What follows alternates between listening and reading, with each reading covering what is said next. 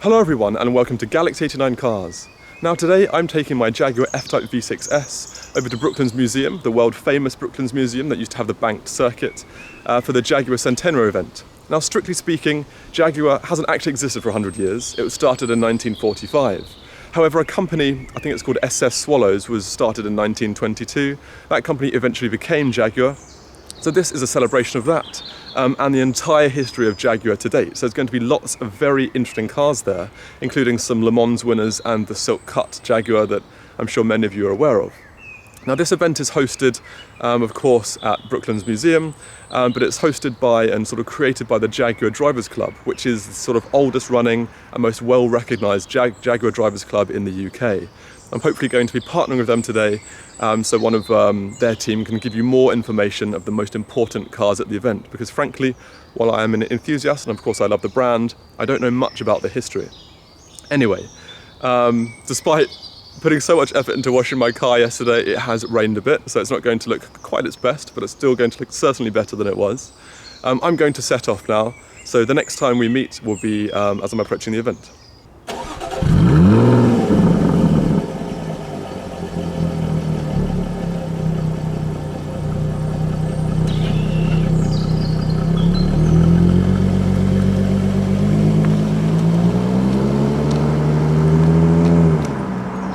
Okay, so we've just arrived at the event. There's already quite a few cars. We've got a X-Type estate in front, we've got a Jaguar E-Type coupe, I think it's a Series 2 behind, various other cars up ahead as well. So you've got to turn the camera around, look out the front. And then so we've got this old thing up there, I think it might be being turned away actually. We've got the X-Type, I'm not even sure what that grey one is, sort of a Series 1. Maybe my followers can illuminate me. And if you point round to over there, you can see that is pulling in there, another one behind it. And then you probably look in the mirror, your side mirror, and you can see that there's a red E-Type behind us. So yeah, and then if you point the camera back to me, we've got obviously quite a few, quite a variety of things coming in, and I'll just let this guy through, and then yeah, so we've got another point the camera ahead, we've got another F-Type coming in, so yeah, I'll when we get in I'll see what else we can find. Okay, so we're just going through the Camel Gate, so if you point the camera forward, this is sort of the back entrance to Brooklands, if you actually want to get onto the museum grounds. And as you can see, we've got a massive array of different cars. So we've got an XJS V12, loads of E-Types up ahead. I think there's a bit of confusion with where everyone's going, so I'm just going to follow this XJS in front of us. But then if you keep the camera looking at what we've got on the side here, so we've got E-Type coupes, there's a V12 one there, really nice. Two green over tan ones, really nice combination. Yeah, an awesome array of cars. And then they've got this black one up here, just in front of, is that an S-Type?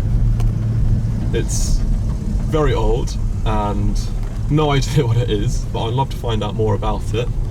So if you point the camera back to me, so yeah, we'll get inside and then hopefully meet up with one of the team and then we'll take it from there.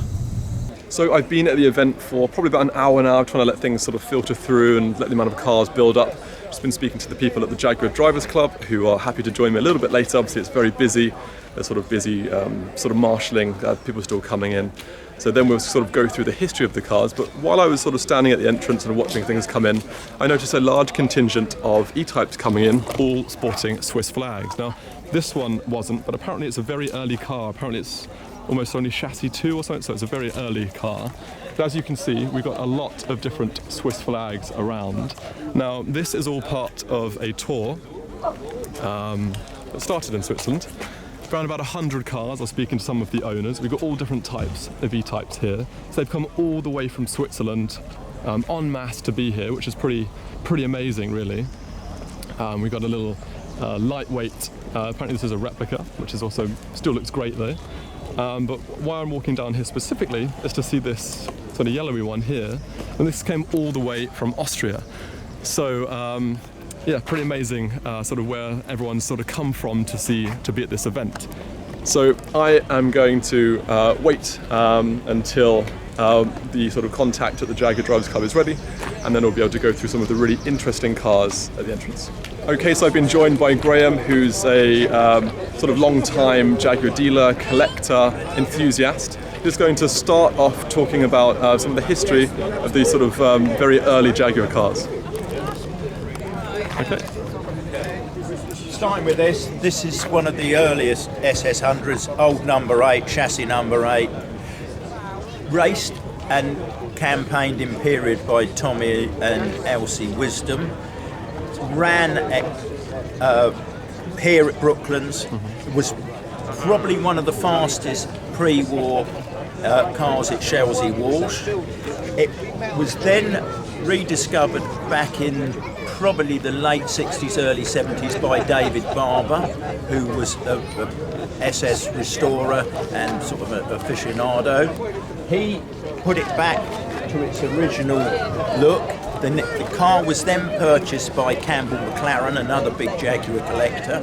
After that, it went to Tom McWhirter, which is Murray Motor Museum. All these people raced the car, and it's now owned by a chap called John Burton, another large collector. So it's been owned by Jaguar people all its life, but a really famous early car. And I noticed it's got sort of double wheels at the rear. Why is that the case for this one? Well, that was done when it started to do competition, more race than rally. It rallied in its normal format, similar to the car next to it, but then when it started to race in competition, all the wings were taken off, twin rear axles to get obviously more grip, and they took the wings off because when these things get up around 80 or 90 mile an hour, they become airborne. The wings start to act like they elevate the car. So they were trying to make it stop on the ground, and to achieve these speeds up over 100 mile an hour was one thing, but keeping them down and drivable and for tractability, that's why they took all the wings, everything. So basically there was no downforce, it was the opposite to modern day aerodynamics. It was lifting it off the ground instead of getting it onto the ground. So that's the reason for it. Quite a bit different. And then if you're happy, so what's this grey one over here? Yeah, that's a car I used to own many years ago. I sold it to Anthony Hancock.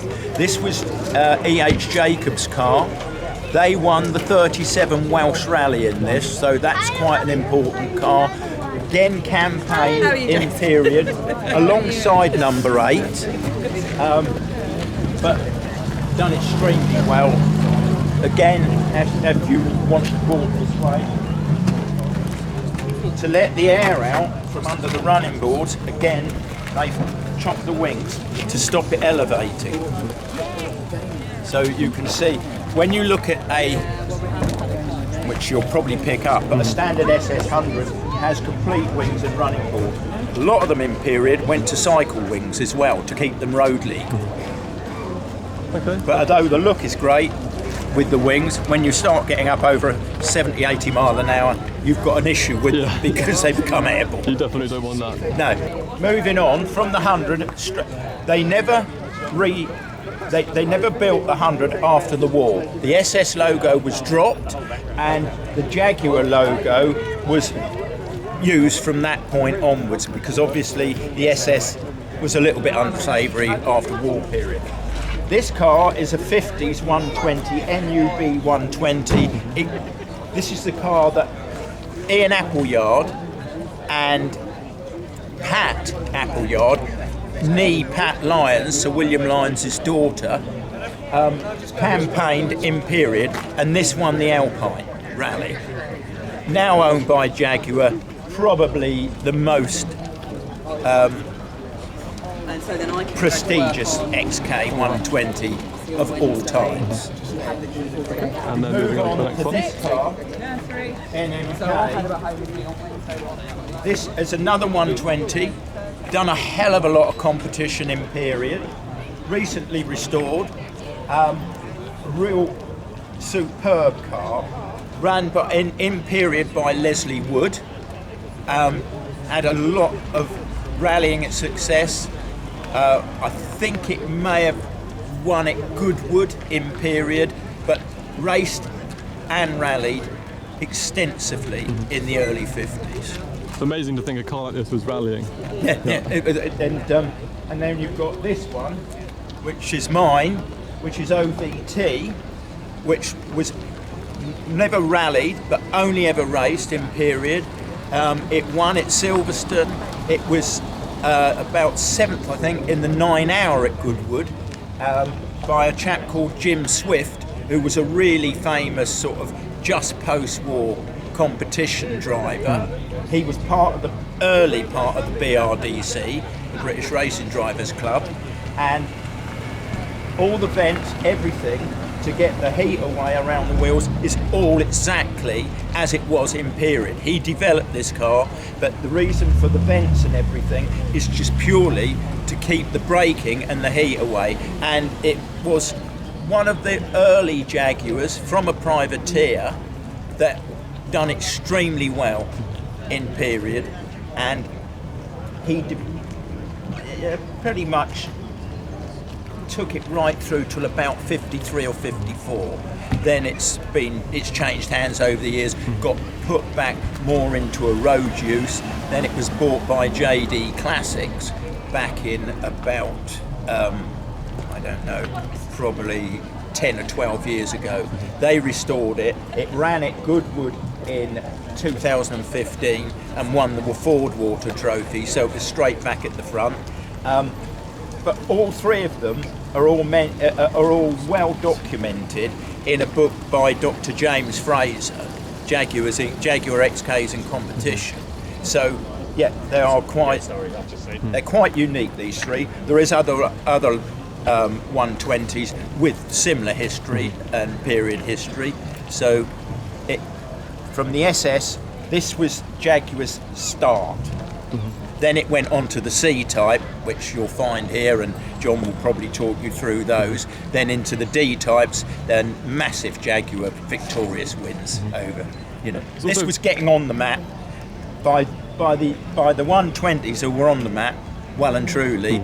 That's what brought on the first of it all, which was the C-Type, which really did raise it completely to another level for Jaguar. Okay, so we've already learnt some really interesting details about sort of Jaguar's origins. I'm now going to hand you over to someone new. So it's John, who's part of the Jaguar Drivers Club, and he's the chairman of the E-Type registry. He's going to start talking about the C-Type. Jaguar C-Type, 1952, 53, 54. One when it went out first in 52 on drum brakes. You see the drums there? So really, this is an XK120, like the 120 you've just been looking at, 120C for competition. There you are, there's the car. Okay. They made about 50 in round figures. It was a good winner. It didn't win when it went out with a different body, but that's another story. You read your history books for that. But this really won. It beat everything at Le Mans. Obviously, it was the first car to circulate Le Mans at 100 miles an hour. First car in the world. So we moved on to 52, we moved on to 100 miles an hour going around Le Mans circuit. There you are. So now we've moved on a step, as you can see. The shape's altered. It's got a fin for stability at 170 plus miles an hour. So this is your Jaguar D-Type. This again was built for Le Mans. It was built only to race at Le Mans and win, and it did. There it is. There's one. There's several around. So did this specific car do any racing, any winning? Oh, you're asking me now. I haven't looked to see what chassis number it is. I believe it did, yes, but I'm not going to stand here and say that. All right, no worries. Just in case I'm wrong. But I will tell you this, that it's road legal. I'm sure it's road legal. You've had tremendous fun driving this, but this is a one-person, one-seat motor car. I know there's a lift-up lid here, so a passenger can go in, and I know some of them have wrap-round windscreens, so passengers can go in, because Le Mans changed the rules later. so it had to carry a second passenger, have a full windscreen and windscreen wipers. You know, the French change things, don't they? So it's a one-seat car. Even if you put a passenger there, it's a horrible drive and you can't converse with the driver. The driver's the one having the thrill. The last car you saw, the C-Type, is a very tractable town motor car, easily driven and easily used as a shopping car, and you can put two people in it and they can converse with each other. So that's how the racing car had moved to raw racing car. Here's your raw winning Jaguar D-Type.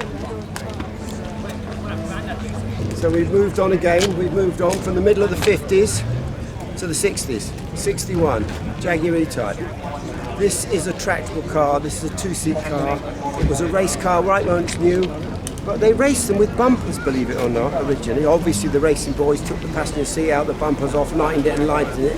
As the Ferraris and the Aston Martins, they were racing against Aston Martin, serious racers.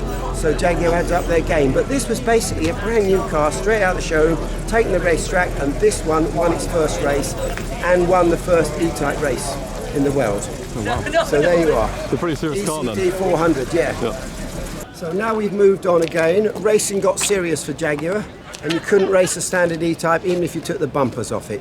You need to go to aluminium, or even still, a more aerodynamic shape.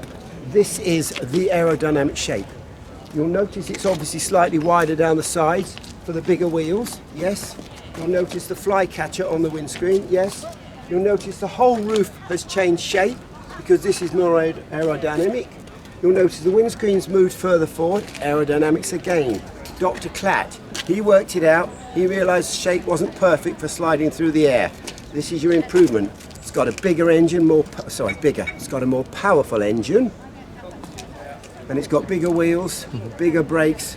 This was for serious racing because we were up against Aston Martins and they were not messing around. They wanted to win at all costs. Jaguar upped their style, their class, and their ability.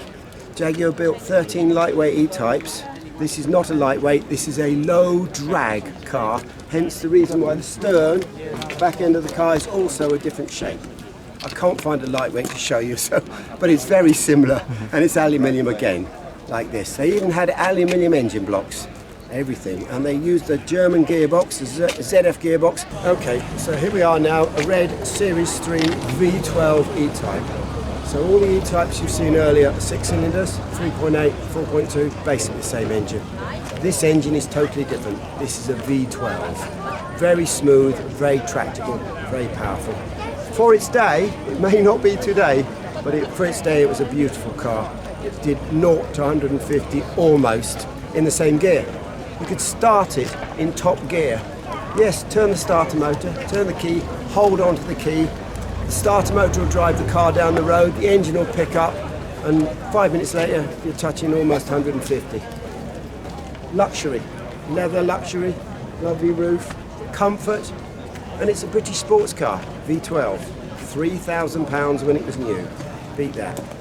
Right, we've moved on to the 80s. Jaguar were doing really well in the 80s. They were privatised and they were selling all the cars they could make. Quality was up, everyone wanted to own a Jag. They were winning races in the touring car with the XJS. If you win races, people want to buy the car on Monday. So Jaguar had to go to Le Mans. Remember, we just talked about Le Mans, C-Type and D-Type winning at Le Mans. This time Jaguar returned again to try and reclaim their glory. It took over 30 years, but here it is. Here's your winner, 30 years later. So one thing I've actually noticed about this one, where the others seem to be based on road cars or could be road cars, this one seems to be a very much dedicated race car. Racing had moved on. In the 30 years, it was a completely different ball game. When they raced C-Types and D-Types, they settled in for the first few laps, didn't they? And then they got really racing as they got in the swing of it.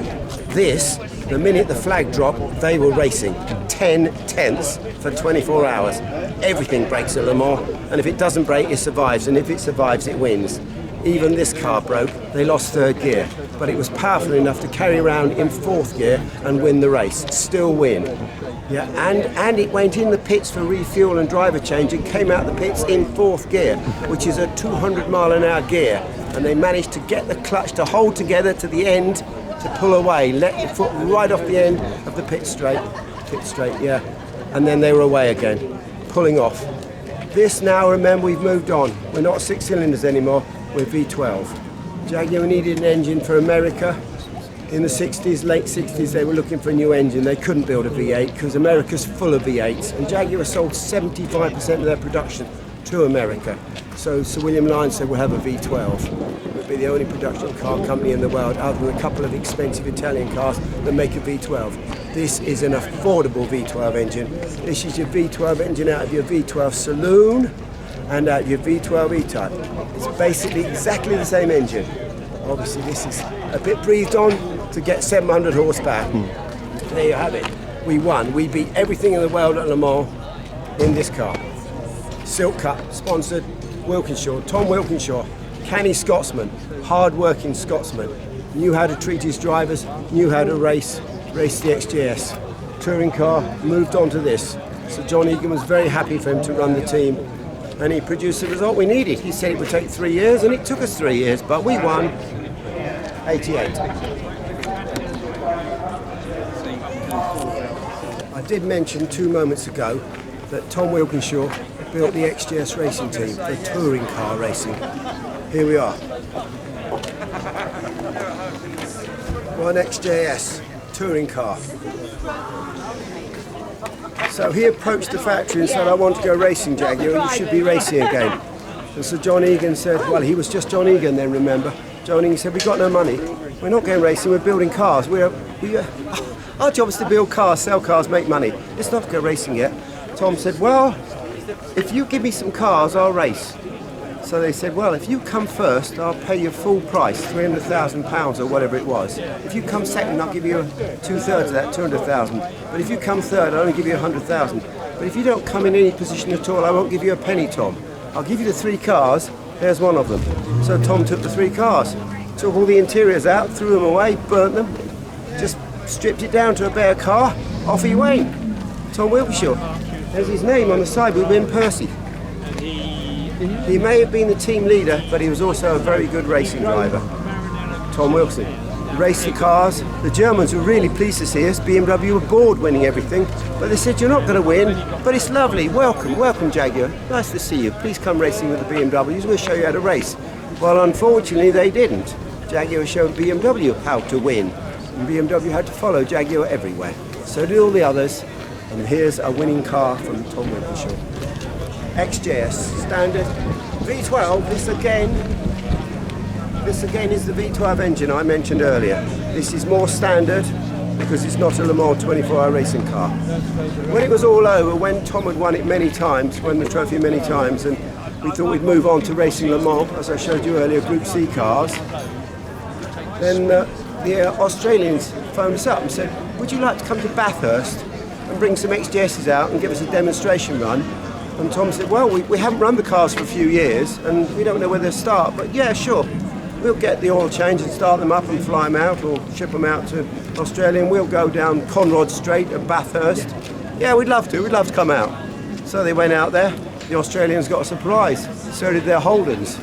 And on Conrod Strait, you know why it's named Conrod Strait, because that's where the Conrods get out the engine. XJS was on the lead, led all the way down Conrod Strait, every lap, with Tom driving. And the Aussies are no monkeys. They work very hard at racing. Serious racing drive, the Australians. But I'm afraid they came second. This car came first. Okay, so I've come to finish the video where I started it. As you can probably hear and see, it's actually raining now, so it wasn't really great to continue filming at the event, and I think we covered pretty much everything anyway. I really appreciate the help of the Jaguar Drivers Club, you know, for coming and talking about the different cars. I certainly wouldn't have been able to do it, so it's fantastic to be able to tap into all of that knowledge. So once again, thank you to them. I hope you had enjoyed the video and maybe you've learned something too. Yeah, so until next time, please subscribe for the latest content, and thanks for watching.